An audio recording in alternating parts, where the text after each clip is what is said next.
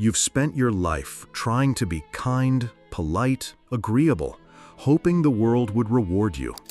But what if that kindness is exactly why you're being ignored, overlooked, even used? What if your endless effort to be loved has been the very thing keeping you from being free? There's a heaviness you carry, not the kind that comes from work or lack of sleep. It's invisible, it's emotional, and it never seems to leave. You wake up with it, walk with it, and go to sleep hoping tomorrow might feel lighter, but it never does. Something in you is always on high alert, trying to keep everything together. You've become the peacekeeper, the glue, the one who smooths over arguments, makes others feel comfortable, and sacrifices your own voice for the sake of harmony. You smile when you're sad, you nod when you want to scream, and deep down, you wonder, why do I always feel so exhausted? The truth is, you're not just tired from effort, you're tired from pretending, from playing the role of the good one in a world that doesn't reward it. You've been taught to believe that being kind, patient, and understanding is the path to peace, but peace never came, did it? What if I told you the very thing that's draining you is the image you've been forced to wear? And worse, what if I told you it was never really yours to begin with? From a young age, you were fed a story. Be nice, be humble, be honest, do all the right things, and the world will treat you right in return. You believed it. Why wouldn't you? It came from the people you trusted most: parents, teachers, society. But as you got older, something didn't add up. You were kind, but people took advantage. You were generous, and they expected more. You gave and gave and gave, and in return, you were overlooked, forgotten, sometimes even discarded without a second thought. Here's the brutal truth. That story was never written to protect you. It was written to control you. Niceness is predictable, containable. It keeps you in line, and worst of all, it makes you easy to use. So while you thought you were doing the right thing, others saw you as the easiest one to exploit. And every time you bit your tongue, every time you swallowed your anger, you told the world one thing: you can walk over me, and I won't push back. You've done it more times than you can count, stayed quiet when you should have spoken, laughed at jokes that cut too deep, said it's fine when it absolutely wasn't. Why? Because deep down, you didn't want to upset anyone. You didn't want to seem difficult. You just wanted to be liked. But here's the catch. The more you shrink yourself, the more invisible you become. The more you bend, the more they expect you to break. And the moment you stop pleasing, you're seen as the problem. This isn't empathy. This is survival. You've been molding yourself into what others need, not because you want to, but because somewhere along the way, you learned that love has conditions, and if you don't meet them, you lose it. But what if that version of you, always agreeable, always nice, always quiet, was never meant to be permanent? What if the real you is the one you've been suppressing all along? Look around. Who gets ahead? Is it the kindest, the most giving, or is it those who know how to move, how to draw lines, how to say no without guilt? In the real world, strategy beats sincerity every time. That's because power isn't built on being liked, it's built on being respected. And respect doesn't come from silence. It comes from presence, from strength, from showing people that crossing you has consequences.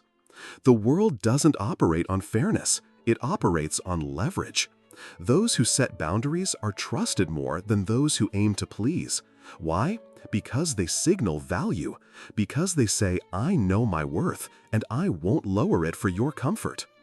Being kind without strategy is like showing up to war with a hug. It feels good, it looks noble, but it gets you hurt. In a world full of wolves, kindness without strength isn't virtue, it's bait. Niccolò Machiavelli wasn't evil. He wasn't cold. He was honest, brutally so. And in a time when people were still clinging to fairy tales about virtue and justice, he said what no one else would: Morality without power is a trap.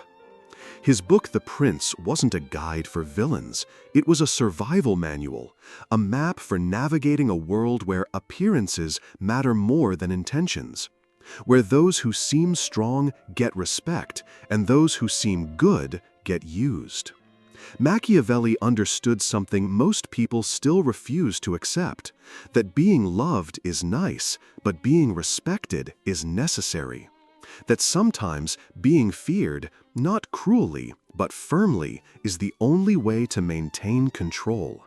And now, more than ever, we need to hear his message. Not to become ruthless, but to stop being helpless. Not to abandon our values, but to stop letting them become our chains. Because if you're still trying to win in a world that doesn't play fair, maybe it's time to change the game. You've seen it happen. The hardest workers, the most giving souls, the ones who never ask for anything, who stay late, who sacrifice their time, energy, sanity, always hoping someone will notice. They don't get promotions. They don't get applause. They get overlooked, forgotten. Why? Because in a world that values utility over virtue, being good without being visible is a recipe for invisibility. People assume you're fine, that you don't need anything, that you'll always be there no matter what. And slowly, you fade into the background. The truth is brutal. The world doesn't reward quiet loyalty. It rewards assertive presence. If you don't make yourself seen, you disappear. If you don't speak up, you become background noise. If you don't demand value, you're treated like you have none.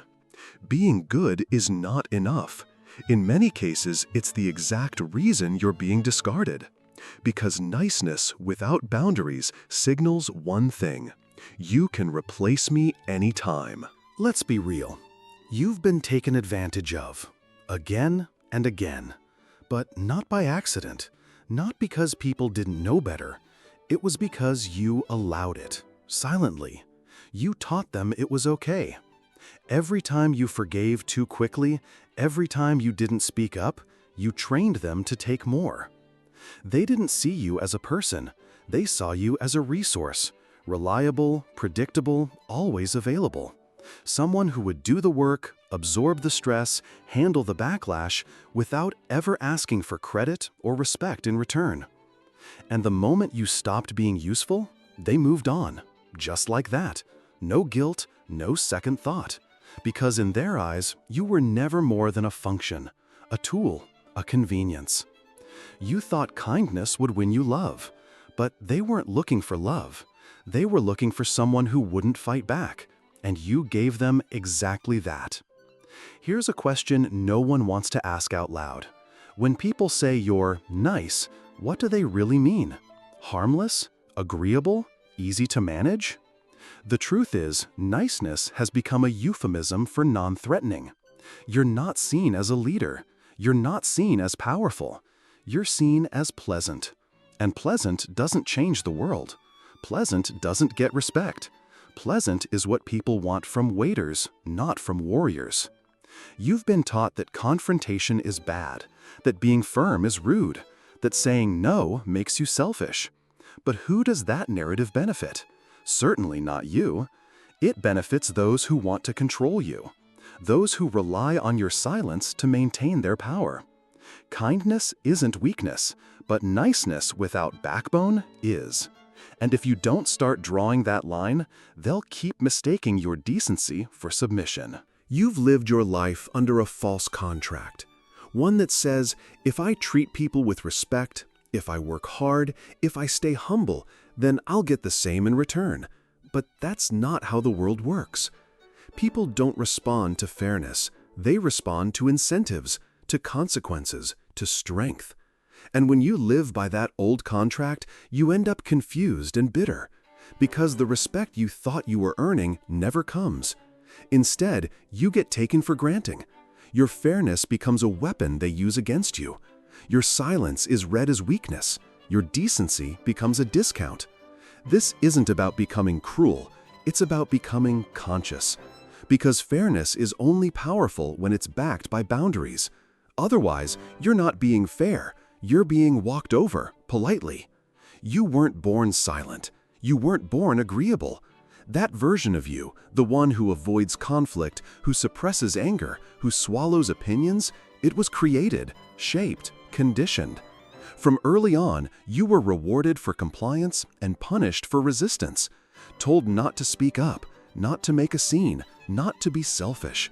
And slowly, you became a mask, a version of yourself designed to be liked, but not to be whole. And here's the cost. Every time you bite your tongue, a piece of you dies. Every time you smile when you want to scream, you lose touch with the truth of who you are. You've been so busy being good that you forgot what it feels like to be real. But the world doesn't need another nice, quiet, broken person. It needs the version of you that's honest, that's powerful, that's awake. And that version, it's still in there, waiting. You didn't choose this. You were taught it. From childhood, you were molded to believe that approval equals safety, that love must be earned, that your value depends on how much others like you. So you started shrinking, smiling when uncomfortable, agreeing to things that felt wrong, becoming who they needed, never who you truly are. The praise came. Such a good kid, so polite, always so helpful. And with every compliment, the trap tightened. Because behind every good job was a condition. Keep obeying. Keep ignoring your truth to make others feel comfortable. It wasn't kindness, it was conditioning. You learned to betray yourself before anyone else could. And now, even as an adult, that pattern follows you.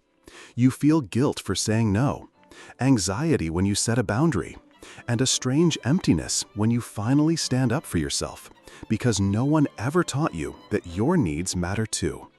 But it's time to unlearn the obedience, because you weren't born to please, you were born to live fully. Let's peel the mask.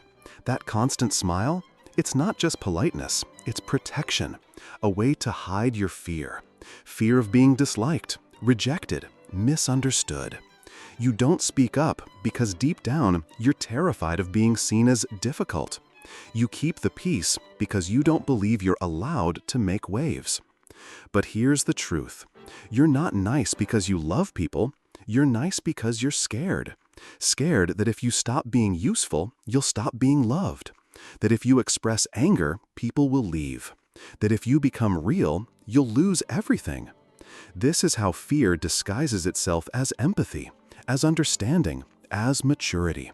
But at its core, it's still fear. And fear is not a solid foundation to build your life on.